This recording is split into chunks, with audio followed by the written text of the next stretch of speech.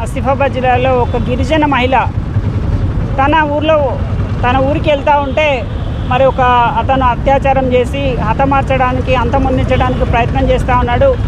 సంఘటన జరిగి వారం రోజులు అవుతుంది, ఇంతవరకు దోషులను పట్టుకోలేదు, దోషులను శిక్షించలేదు. అంటే ప్రభుత్వాలు ఎన్ని మారినా ఏ ప్రభుత్వం వచ్చినా కానీ మహిళల భద్రత మాత్రం గాలికి వదిలేసిండు.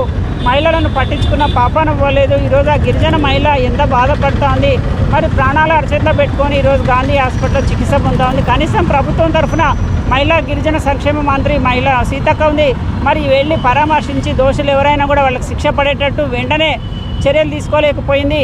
అంటే ప్రభుత్వం ఒక వర్గానికి కొమ్ము కాస్తుందా? మరి బలహీనమైన మహిళలు ఇలాగే బలవుతూ ఉండాలా? ప్రభుత్వాలు ఏమైనా కూడా మహిళల పట్ల అత్యాచారాలు ఆగడం లేదు, దానికి చట్టాలు సరిగా అమలు జరగడం లేదు, శిక్షలు సరిగా పడడం లేదు. దీన్ని వెంటనే అరికట్టాలి. వెంటనే ఆ బాధిత మహిళని ప్రభుత్వ పరంగా ఆదుకోవాలి. ఎవరైతే దోషి ఉన్నాడో వాళ్ళని వెంటనే శిక్షించి కఠినమైన శిక్ష వేయాలి. ఫాస్ట్ ట్రాక్ కోర్టుల ద్వారా వెంటనే శిక్ష పడేటట్టు ఆధారాలన్నీ చెరిపోకముందే పోలీసులు కూడా వాళ్ళకి వత్తాసు పలకకుండా మహిళలకు న్యాయం చేయాలని, రాష్ట్రంలో మహిళల యొక్క భద్రత ప్రభుత్వం పూర్తిగా చర్యలు తీసుకోవాలని మేము డిమాండ్ చేస్తూ ఉన్నాం. భారతీయ జనతా పార్టీ మహిళా మోర్చా నుంచి పాలమూరు జిల్లాలో మహిళా మోర్చా ఆధ్వర్యంలో రాష్ట్రంలో మహిళలపై జరుగుతున్నటువంటి అనేక అఘాయిత్యాలు ఇప్పటికే జరిగాయి. ఇప్పటికి కూడా ఏ ఒక్కరిపైన కూడా రాష్ట్ర ప్రభుత్వం చర్యలు తీసుకోలేదు. కనీసం వారికి సరైన శిక్షలు కూడా పడే విధంగా ప్రయత్నం చేయట్లేదు.